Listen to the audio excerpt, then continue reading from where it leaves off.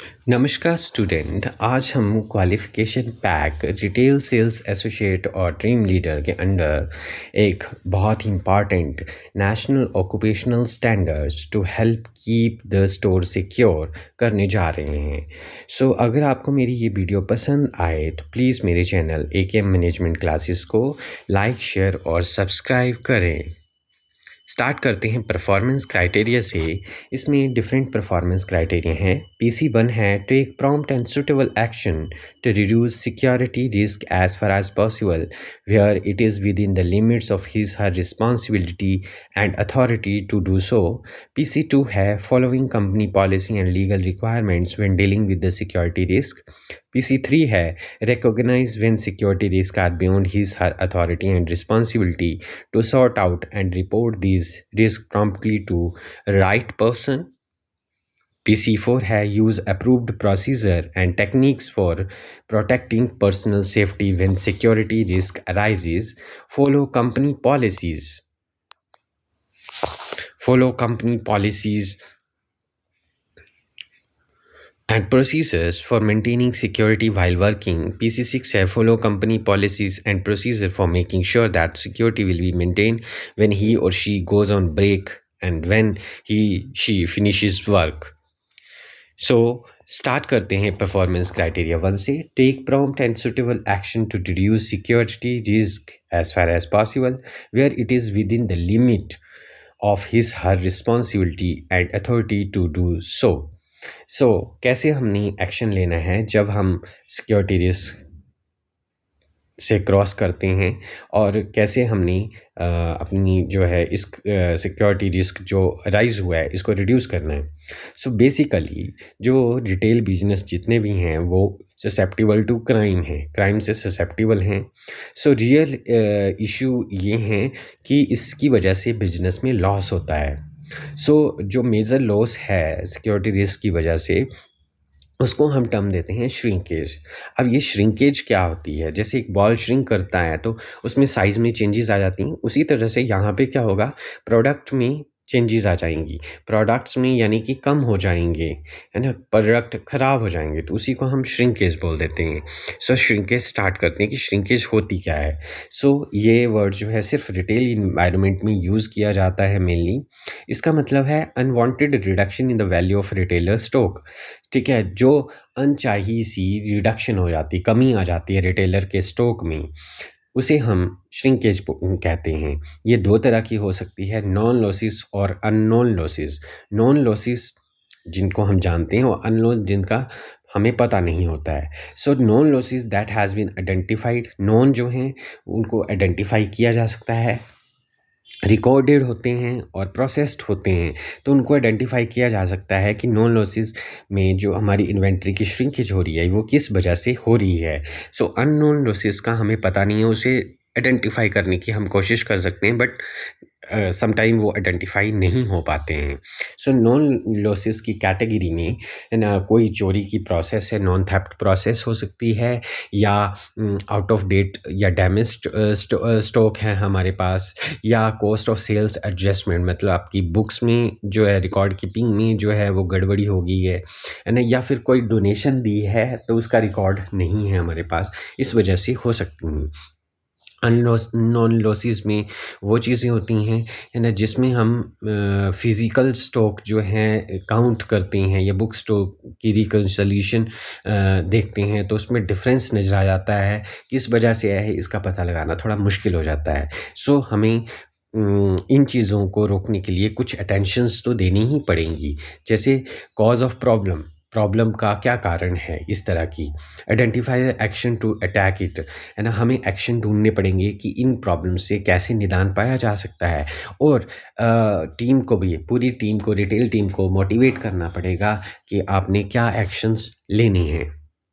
Now your responsibility at the work place mainly focused around, आपकी क्या responsibility बनती है वर्क प्लेस में। एज ए एम्प्लॉई और एम्प्लॉय आपकी रिस्पॉन्सिबिलिटी बनती है कि सिक्योरिंग द नेटवर्क, आपको नेटवर्क जो आप नेटवर्क है उसको सिक्योर करें। अब नेटवर्क यहाँ पे मीनिंग एक तो आपका इंटरनेट से है, इंटरनेट का नेटवर्क आपको जैसे फायरवॉल्स हो गई, एंटीवायरसेस का यूज़ करके आपको प्रोटेक्ट करना है अपने डाटा को। सिक्योरिंग द सिस्टम, सिस्टम में पासवर्ड ऑथेंटिकेशन का यूज़ करना है। सिक्योरिंग द डाटा, डाटा को पासवर्ड लगा के रखो या डाटा माइनिंग, डाटा वेयरहाउस में रिज़र्व करके रखो ताकि वो डाटा जो है लीक ना हो सके।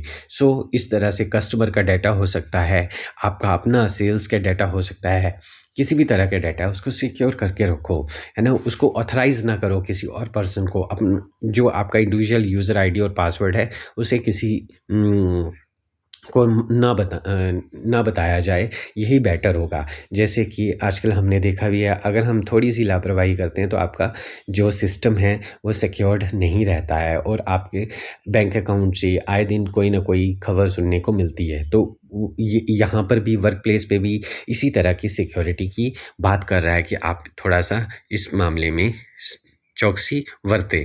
नाउ PC2 है follow company policy and legal requirements when dealing with the security risk. जब भी आप सिक्योरिटी रिस्क से डील कर रहे हैं तो कंपनी की कुछ पॉलिसीज़ हैं या लीगल रिक्वायरमेंट्स हैं, उनको ज़रूर ध्यान में रखें। यू मस्ट अंडरस्टैंड, आपको ये समझ होनी चाहिए कि कहाँ पे रिटेल स्टोर में रिस्क पैदा हो सकता है। अगर आपको पता है तो आपने कंपनी पॉलिसीज़ और प्रोसीजर को ध्यान में रख के उनको सिक्योरिटी रिस्क को रिड्यूस करने की कोशिश करनी है। आपको कहीं न कहीं अवेयरनेस होनी चाहिए कि रिटेल सेक्टर में रिस्क कहाँ से जनरेट हो सकते हैं, तो उसको सिक्योर करने की कोशिश करनी है। नाउ कॉमन थ्रेट्स जो सिक्योरिटी रिस्क जो हैं वो आपको रिटेल स्टोर में देखने को मिलते हैं, वो है vandalism, employee theft, cash handling, break enter and steal, robbery, fraud and shoplifting. Shoplifting की सेपरेट वीडियो ऑलरेडी मैंने आपके साथ भी शेयर की हुई है ना? सो आप मेरी प्लेलिस्ट में जाकर ये चीज़ें या डिस्क्रिप्शन बॉक्स में इसका लिंक देख सकते हैं। तो स्टार्ट करते हैं कॉमन थ्रेड से। सबसे पहले हमारे पास है वेंडलिज्म। वेंडलिज्म क्या है? बोलता है any deliberate act that damage property. ठीक है, कोई भी ऐसा एक्ट किसी भी व्यक्ति के द्वारा जिसमें हम प्रॉपर्टी को नुकसान पहुंचाया जाता है, उसे हम वेंडलिज्म कहते हैं। कॉमन वेंडलिज्म टारगेट्स एक रिटेलर के लिए होते हैं, जैसे स्टोर की लाइट तोड़ दी हैं, साइनेज तोड़ दी, विंडो तोड़ दी, ग्रेफिटी ऑन वॉल और अदर स्पेस, जैसे आप फोटोग्राफ में देख रहे हैं कि विंडो तोड़ी हुई है।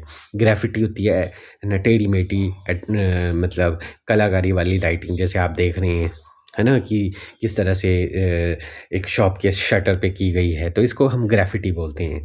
सो इसका कॉस्ट जो है वो बहुत ही हाई है ना? एंड ये जो कॉस्ट है ये कहीं न कहीं कस्टमर से ही निकाली जाती है in future by raising the price of the product. Now employee theft. Employee theft मतलब जो स्टाफ मेंबर हैं वही चोरी में इन्वॉल्व हो जाएँगे। सो रीज़न क्या रहते हैं? मिसप्लेस्ड ट्रस्ट, ट्रस्ट नहीं है, पुअर हायरिंग, बैकग्राउंड चेक नहीं किया, रख लिया, इनएडिक्वेट सुपरविज़न, प्रॉपर वे से विज़न नहीं किया जा रहा है, failure to implement basic financial control, basic financial जो छोटे-छोटे फाइनेंशियल कंट्रोल हैं उस पे कंट्रोल नहीं किया जा रहा है, नकली बिल लगा के जो है क्लेम किया जा रहा है, तो इस वजह से एम्प्लॉयी थेफ्ट होने के चांसेस रहते हैं। नेक्स्ट है कैश हैंडलिंग। कैश हैंडलिंग, अब process of receiving and giving money in a business is known as cash handling. ठीक है, ये तो चलता ही रहता है एक रिटेल बिजनेस में। तो कैश हैंडलिंग जो है generally point of sale cash counter पे होती है, जहाँ पे मनी जो है एक्सचेंज की जाती है कस्टमर के साथ। तो लैक ऑफ अकाउंटेबिलिटी, अगर आपने अकाउंटेबिलिटी किसी को नहीं दे रखी है, कैश की प्रॉपर कस्टडी नहीं है, प्रॉपर सिक्योरिटी नहीं है, नो डॉक्यूमेंटेड प्रोसीजर है, या काउंटिंग एरर की वजह से, है ना, काउंटिंग में गलती हो गई है, तो इस वजह से जो है प्रॉब्लम अराइज हो जाती हैं, रिस्क अराइज हो जाते हैं। Now break enter seal. Break enter seal ये अनलॉफुल एंट्री है, जिसमें हम क्या करते हैं, ब्रेक करते हैं लॉक को, है ना, और एंटर कर देते हैं और चोरी करके आ जाते हैं। जनरली स्मॉल बिजनेस में ये जो है प्राइम टारगेट्स होते हैं। स्मॉल बिजनेस मतलब छोटी अनऑर्गेनाइज्ड रिटेल आउटलेट्स। रोबरी, किसी को भी फोर्स गन की नोक पे वायलेंस के साथ थ्रेट्स के साथ डराकर चोरी करना, है ना, ये क्या कहलाता है? रोबरी कहलाता है। बिजनेस बहुत ही प्रॉन जो रिस्क एरिया में होते हैं या प्रॉन हैं, वो कब ऐसा हो सकता है जब आप ट्रेड जो है लेट नाइट तक करते हैं। दूसरा, प्रेमिसेस में ही, मतलब रिटेल आउटलेट की प्रेमिसेस के अंदर ही आप कैश को रखते हैं, है ना, और अगर आपका जो बिजनेस एरिया है वो हाई रिस्क जोन में पड़ता है, तब ये चांसेस हो सकते हैं। नाउ फ्रॉड बोलता है ये क्या है? डिसऑनेस्टी और धोखा देना, है ना, और फॉल्स मीन से इंफॉर्मेशन चुराना या अपनी फाइनेंशियल गेन के लिए, उसे हम क्या कहते हैं? फ्रॉड कहते हैं। सो ये कस्टमर, एम्प्लॉयज़ और सप्लायर के द्वारा किया जा सकता है। ये फ्रॉड हो सकते हैं क्रेडिट कार्ड का फ्रॉड, रिफंड का फ्रॉड या कार्ड स्कीमिंग का फ्रॉड हो सकता है। Now, PC third, recognize when security risks are beyond his/her authority and responsibility to sort out and report these risks promptly to right person. अगर as a CSA or the team leader or the departmental manager, अगर ये जो security risk हैं या आपकी authority या responsibility area में नहीं है, तो एट लीस्ट आपने रिस्क फ्री इन्वायरमेंट के लिए आपको राइट पर्सन को, जो भी सुपरवाइज़र हैं, मैनेजर्स हैं या अथॉरिटी इंचार्ज है, उसको ज़रूर टाइमली इन्फॉर्म करना है।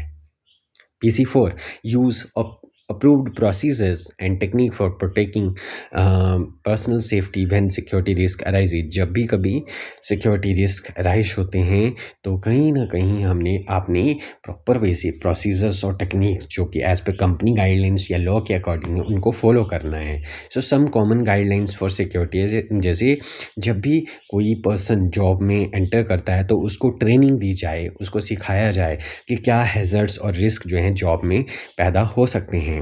आज के उस सुपरवाइज़र को हमेशा बोलना है कि कि वो चेक करे कि आप जो जॉब कर रहे हैं, कार्य कर रहे हैं, वो सेफ्टी पूर्वक कर रहे हैं। Learn from where to get help in case of risk के केस में अगर आपको हेल्प चाहिए तो आप किससे ले सकते हैं, इसके बारे में पता होना चाहिए। सेफ्टी रूल्स को फॉलो करना है प्रॉपर वे से, है ना। जैसे कोई जैसे सामान जो है शेल्फ के ऊपर रख रहे हैं, हाई है शेल्फ तो स्टेप लैडर का यूज़ करना है ना। या फिर जो है सेफ्टी रूल्स को फॉलो करने के लिए सिक्योरिटी गार्ड होता है, तो वो सिक्योरिटी गार्ड आपने रखना है एंट्री एग्ज़िट पे, ताकि जो है चेक रखा जा सके, ठीक है। रूल्स रेगुलेशंस बनाने हैं। Be a personal protective equipments पहनने हैं जहाँ एप्लीकेबल हैं। Now report all injury to concerned authority को जो भी घटनाएं होती हैं उसको बारे में बतानी है ना। और अगर कोई भी सेफ्टी कंसर्न आपको लगता है कि यहाँ से सिक्योरिटी रिस्क अराइज हो सकता है, तो अपने सुपरवाइजर, मैनेजर या कंसर्न्ड अथॉरिटी को ज़रूर बताना है।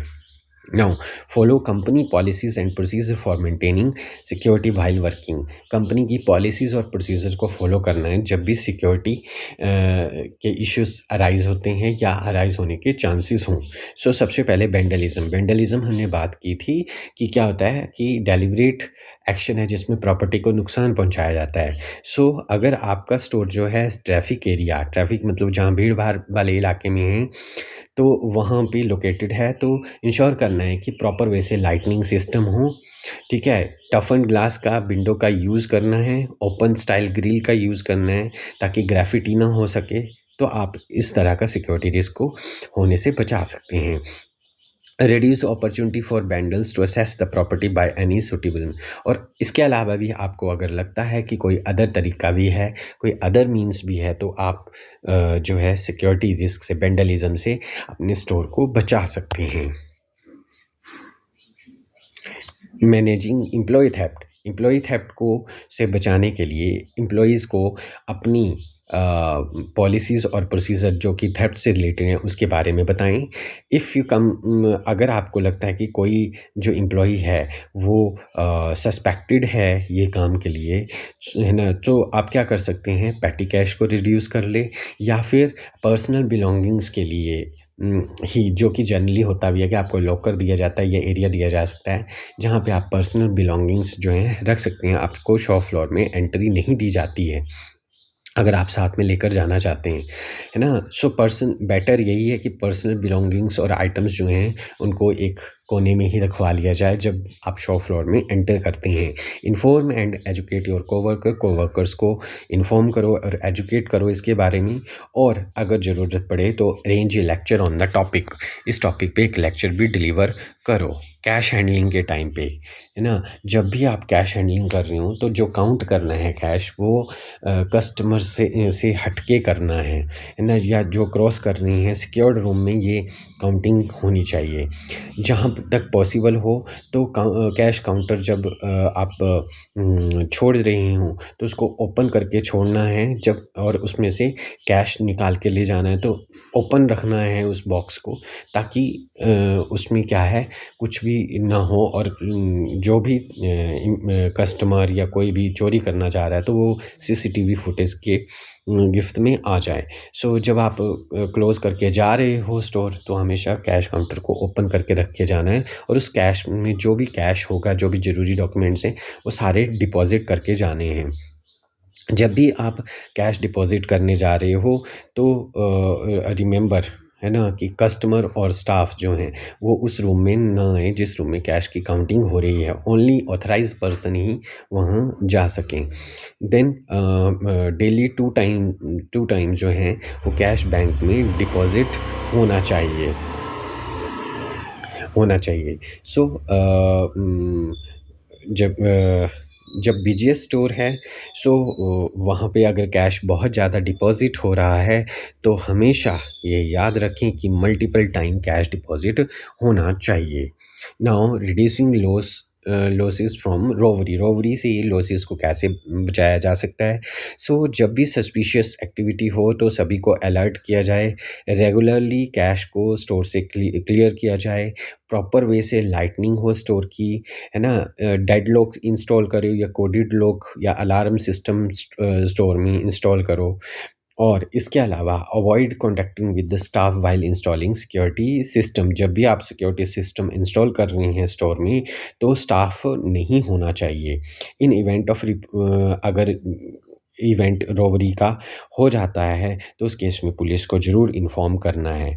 सो हैंडलिंग शॉपलिफ्टिंग के बारे में मैंने बताया कि एक सेपरेट वीडियो में हम डिस्कस कर चुके हैं। Now, PC6 follow company policies and procedure for making sure that the security will be maintained when he or she goes on break and when she finish work. So हमें हमेशा company की policies और procedure को follow करना है जब भी security risk rise हो जाता है। सो इन्फॉर्म, जब भी आप जो कहीं जा रहे हैं, तो हमें क्या करना है, इन्फॉर्म कर देना है अपने कोवर्कर को कि मैं यहीं हूँ, अभी काम नहीं है तो इसलिए मैं यहीं हूँ, थोड़ा-सा आगे-पीछे ही घूम रहा हूँ, तो आप इन्फॉर्म कर दें अगर कोई ज़रूरत पड़ती है ना? अपने ब्रेक टाइम को एक्सीड ना करें, जितना ब्रेक टाइम दिया गया है, रिसेस टाइम दिया गया है, उतने में ही अपनी जो भी आपकी ज़रूरी काम है उनको ख़त्म करें। अपनी कोवर्कर्स के साथ कोई भी पासवर्ड शेयर ना करें या एक्सेस करने के लिए कोई भी ऐसी की या सिस्टम ना दें। इंश्योर करें कि कस्टमर सिर्फ डेज़िग्नेटेड एरिया में ही एंटर करे, जहाँ पे स्टाफ बैठता है या वर्क करता है वहाँ पे वो एंटर ना करें, है ना? जब भी स्टोर क्लोज़ हो तो डबल चेक करें कि स्टोर के लॉक प्रॉपर वे से लगे हुए हैं। So hope you understand the security risk which may arises in your retail outlets, और how to handle these security risk, है ना? सो अगर आपको मेरी ये वीडियो पसंद आई होगी तो प्लीज़ मेरे चैनल एकेएम मैनेजमेंट क्लासेस को लाइक, शेयर और सब्सक्राइब करें। Thank you.